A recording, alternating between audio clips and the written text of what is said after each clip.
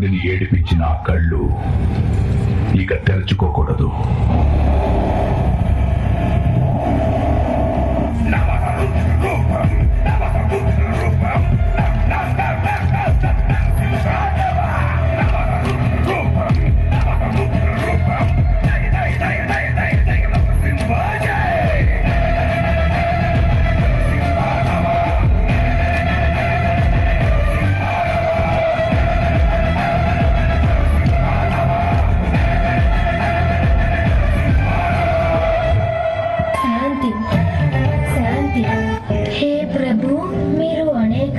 అవతారాలు దాల్చారు, కానీ కేవలం ఒక భక్తుని కాపాడేందుకు అవతరించి నా గౌరవాన్ని పెంచి ధన్యుణ్ణి చేశారు. సహస్ర ముఖాలతో అనంత కాలం పాటు మీ కరుణని నేను పొగిడినా కూడా అది సరిపోదు ప్రభు.